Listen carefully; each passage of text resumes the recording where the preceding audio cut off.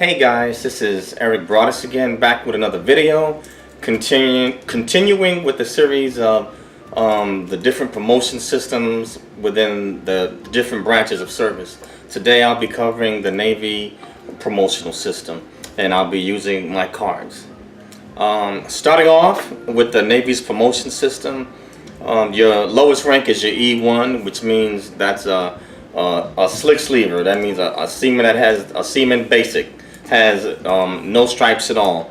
Now I'm going to cover the time requirements in order to get promoted to the next grade. So for the following, for your E2s and your E3s, basically those promotions are automatic so long as you basically do your job and stay out of trouble. The Navy uses a system that's called time and rate. And the Coast Guard also, but your other branches of service call it time and grade. Basically, all time and rate is the amount of time that you won a certain rank or held a certain grade before being able to advance to another. Now, in terms of time and rate requirements, for advancement from E1 to E2, time and rate is 9 months. For E2 to E3, it's 9 months. Now, I had said that the grades of E2 and E3 are automatic, but in certain cases, commands, they can, for E2s, they can have you take, say, certain apprenticeship exams, depending on what the career field is. And these exams are not competitive. They either pass or fail. Those E2s that pass, they will be promoted to E3, and those that don't pass, they won't be promoted, and they have to retake the exam again. Moving along, for the grades of E4 to E7, these right here are competitive, so they are going to require certain amounts of schooling, education, and exams on certain grades. For promotion for E4, which is in the Navy Petty Officer 3rd class,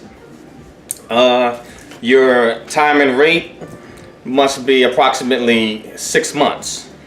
Now for your E5, which is Petty Officer 2nd class, your time and rate is going to be 12 months. For your E6, which is a Petty Officer 1st class, your time and rate will be approximately 36 months. Now, the Navy administers 2 tests for examinations. They administer them in the month of March and September, so you get 2 chances to get promoted competitively. Now, the 2 key figures that you need to be concerned about when going for promotion in the Navy is your CO and your OIC. Your CO is your commanding officer, and your OIC is the officer in charge. You need both of these individuals' recommendation in order for you to be promoted to the next grade. And the Navy promotion system, as I said before, I'll reiterate, time and rate requirements for, let me correct that, E4 to E5 will be 6 months, E5 to E6 are 12 months, and for E6 to E7, which is Chief Petty Officer, is 36 months.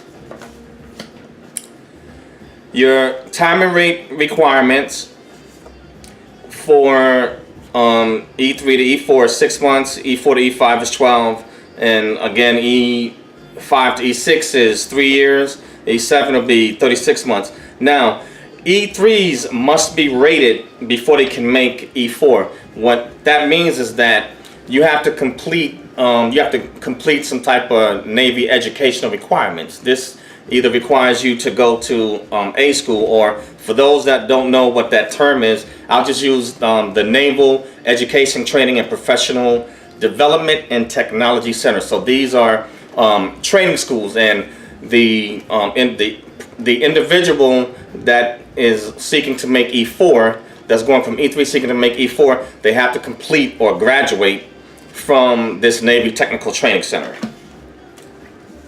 Now, E3s also must attend a petty officer indoctrination course.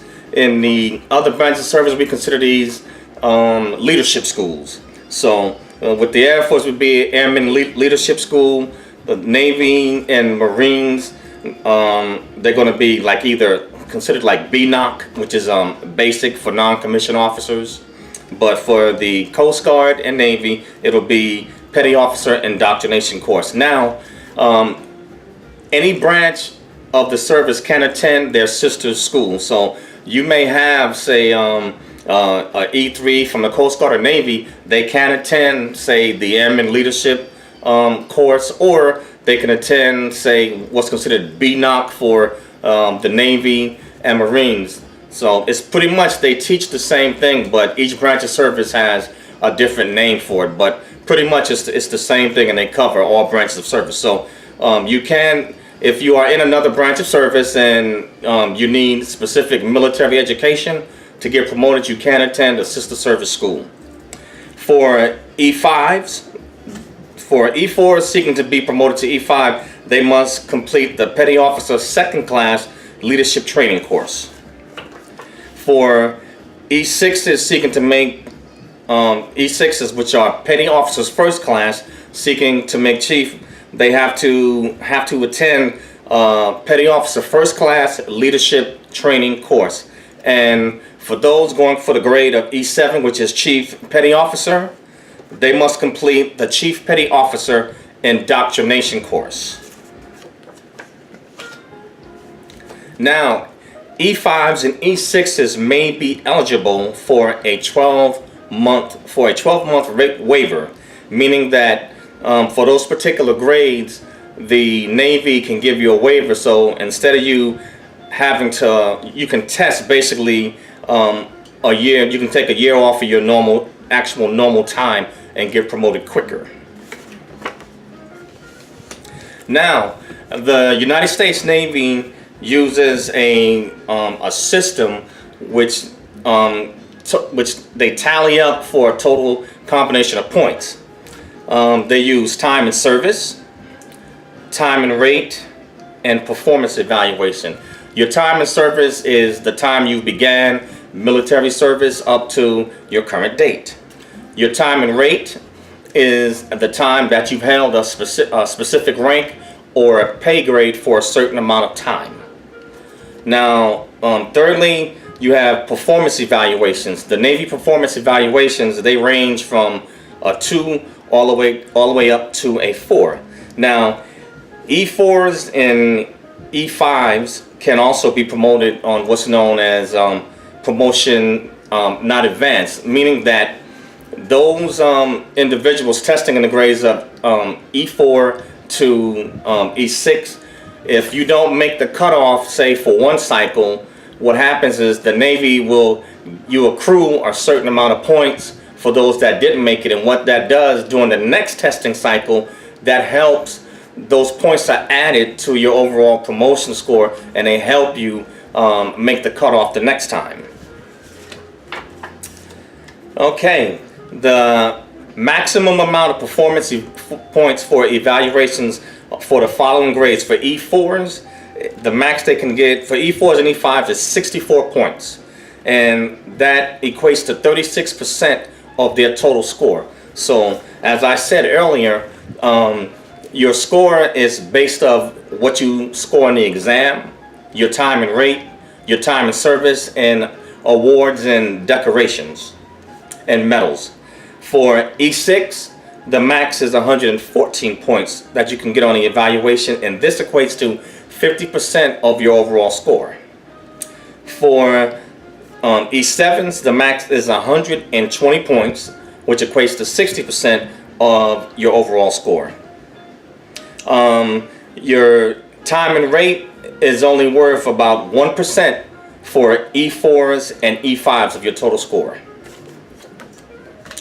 Next is going to be your awards, medals, and decorations. You get points for these also. For the grades of E4 and E5, the max you can get off decorations and medals are going to be 10 points.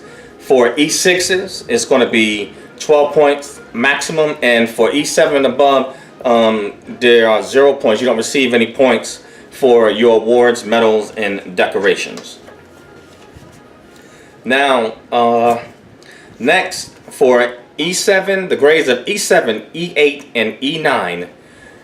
Basically, these grades you have to pass a 200 question exam, and also your records have to go before a review board. So for the grades of E7, E8, and E9, your records have got to be stellar.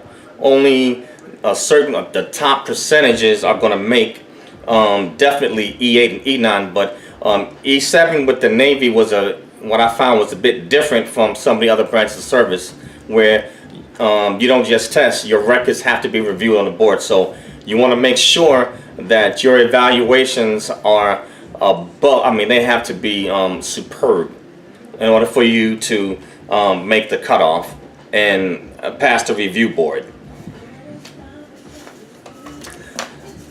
Basically, that is all that I have in terms of the Navy's promotion system. And what I'm going to do in future videos, I will cover the officer side. The officer, I divided the officer and enlisted into two separate categories because they are different in how they get promoted. But I just basically covered the Navy promotional system from the enlisted side. It's pretty simple, self-explanatory. If you have more questions or desire to see the information for yourself, go to military.com, or either you can even just type in Navy promotional system, and it'll give you a clear layout where you can see exactly how points and are tallied, and exactly how the Navy system works and how they operate. I hope this video was helpful. Please like, share, please subscribe, or unlike the video, leave comments. And I thank you for your time, and I will catch you on the next video. Please see the next video, military do's and don'ts. Thank you.